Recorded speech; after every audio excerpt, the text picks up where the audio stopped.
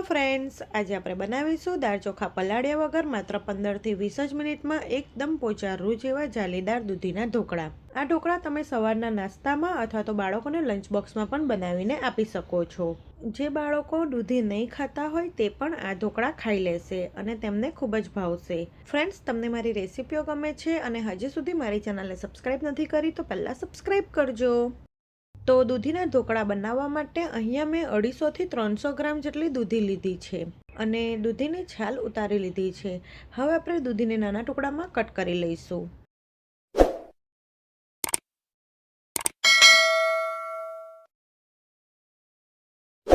તો અહીંયા મેં એક મીડિયમ સાઇઝની વાડકી ભરીને દૂધીના ટુકડા લીધા છે। જો તમારે વધારે ઢોકળા બનાવવા હોય તો તે પ્રમાણે દૂધીનું માપ લેવાનું। હવે આ દૂધીના ટુકડાને આપણે મીડિયમ સાઇઝના મિક્સર જારમાં લઈ લઈશું। સાથે જ આપણે તે જ વાડકી ભરીને રવો ઉમેરીશું। એટલે કે જે વાડકી ભરીને તમે દૂધીના ટુકડા લીધા હોય તે જ વાડકી ભરીને રવો ઉમેરવાનો। સાથે 3 થી 4 નંગ લીલા મરચાં, 1 ઇંચ આદુનો ટુકડો, 1/4 કપ જેટલું દહીં, અડધી ચમચી ખાંડ, 1 ચમચી મીઠું, દાળી સહિત 1/4 કપ જેટલા લીલા ધાણા નાખીશું। સાથે જ આપણે અડધો કપ પાણી નાખી બધું જ સારી રીતે પીસી લઈશું। તો અહીં બધું જ સારી રીતે પીસાઈ ગયું છે। હવે આપણે આ બેટરને એક બાઉલમાં કાઢી લઈશું અને બેટરને આપણે 4 થી 5 મિનિટ માટે રહેવા દઈશું। આ ઢોકળા ખાવામાં એટલા ટેસ્ટી લાગે છે કે જે બાળકોને દૂધી નહીં ભાવતી હોય તે પણ આ ઢોકળા ખાઈ લેશે અને તેને ખબર પણ નહીં પડે કે આમાં દૂધી ઉમેરી છે અને તેને પણ આ ઢોકળા ખૂબ જ ભાવશે। ત્યાં સુધી આપણે જે પ્લેટમાં ઢોકળા મૂકવાના છે તે પ્લેટમાં થોડું તેલ લગાવી દઈશું અને ઢોકળિયામાં પાણી ગરમ કરવા પણ મૂકી દઈશું। તો લગભગ 4 થી 5 મિનિટ પછી આપણે બેટરમાં 1 ટેબલસ્પૂન જેટલું તેલ નાખી મિક્સ કરી લઈશું। તેલ ઉમેરવાથી ઢોકળા આપણા લાંબા સમય સુધી સોફ્ટ રહેશે।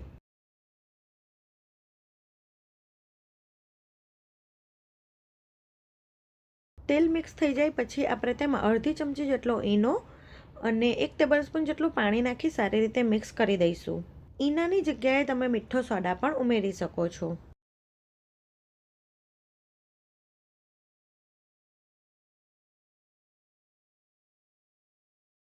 હવે આ બેટરને આપણે તેલ લગાવેલી પ્લેટમાં કાઢી લઈશું। આટલા માપથી 1 પ્લેટ જેટલા ઢોકળા બનીને તૈયાર થાય છે।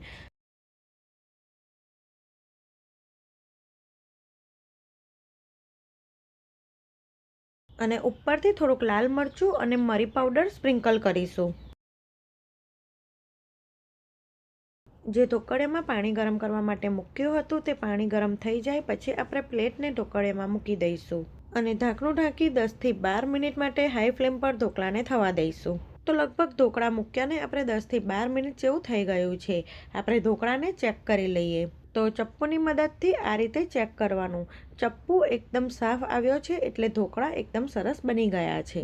તો ગેસની ફ્લેમ બંધ કરી દઈશું અને ઢોકળાની પ્લેટ કાઢી ઢોકળાને થોડાક સિજવવા દઈશું। તો લગભગ 3 થી 4 મિનિટ પછી આપણા ઢોકળા ઠંડા થઈ ગયા છે। તો આપણે તેને ચોરસ શેપમાં કટ કરી લઈશું। અહીં તમે જોઈ શકો છો આપણા ઢોકળા એકદમ સરસ સોફ્ટ અને જાલીદાર બન્યા છે। હવે આપણે તેમાં ઉમેરવા માટે વઘાર તૈયાર કરી લઈશું। તો વઘાર્યું લઈ તેમાં 2 થી 3 ટેબલસ્પૂન જેટલું તેલ ગરમ થવા દઈશું। તેલ ગરમ થઈ જાય એટલે તેમાં 1 ચમચી જેટલી રાઈ નાખીશું। રાઈ ફૂટે એટલે આપણે ગેસની ફ્લેમ બંધ કરી દઈશું।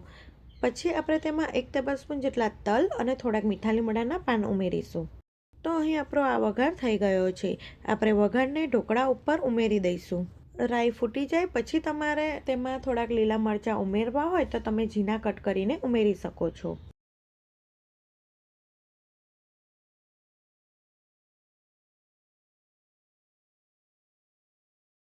આ ઢોકળા તમે નાસ્તામાં અથવા તો પછી બાળકોને લંચ બોક્સમાં પણ આપી શકો છો। તો અહીં તમે જોઈ શકો છો આપણા ઢોકળા એકદમ સરસ સોફ્ટ અને જાલીદાર બન્યા છે। તો તમે ક્યારેય પણ આ રીતે દૂધીના ઢોકળા ના બનાવ્યા હોય તો એક વખત જરૂરથી ટ્રાય કરજો। અને તમને આજની રેસીપી કેવી લાગી તે મને કોમેન્ટ કરી જરૂરથી જણાવજો। જો તમને મારી આજની રેસીપી ગમી હોય તો આવી જ બીજી નવી રેસીપી જોવા માટે મારી ચેનલને સબસ્ક્રાઈબ કરજો। Thanks for watching.